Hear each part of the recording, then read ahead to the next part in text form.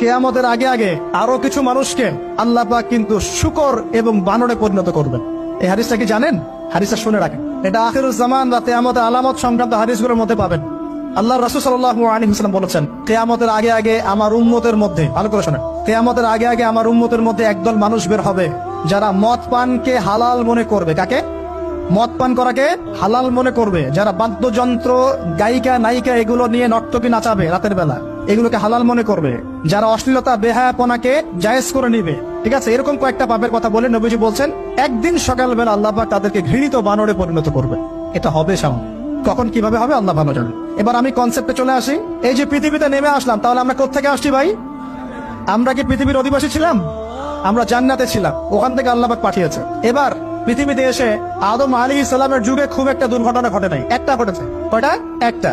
ভাই হাবিলের কোরবানি কবুল হয়, কাবিলের অন্তর্দাহ হয়, জ্বালা হয়। কেন হাবিলেরটা কবুল হবে, কাবিলের কেন হচ্ছে না?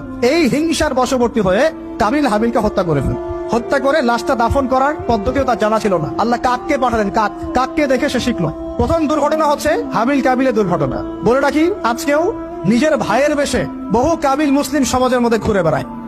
নিজের ভাইয়ের লেবাসে, পোশাকে, সুরতেই বহু কাবিল এখনো কিন্তু মুসলিম সমাজে ঘুরে বেড়ায়। তো আমরা কাবিলদেরকে কাবিলের পরিণতি সম্পর্কে সচেতন করতে চাই।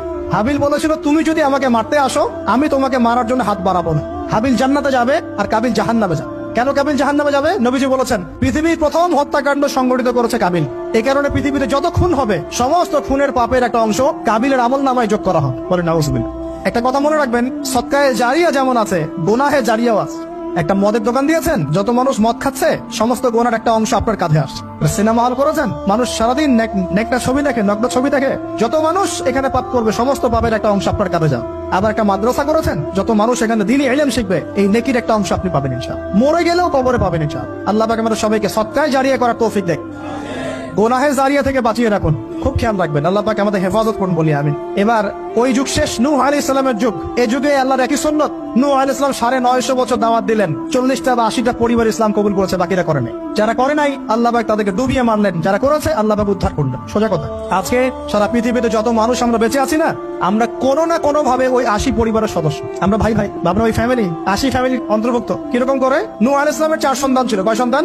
এক সন্তানের নাম হচ্ছে হাম। কি নাম? হাম। হাম ছিল একটু কালো বর্ণের।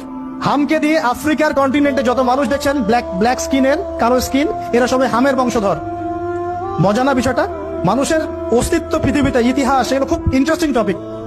ইতিহাস পড়তে থাকলে আপনি ডুবে যাবেন। কত কিছু বিশ্বে হয়েছে আর কত কিছু হবে সামনে।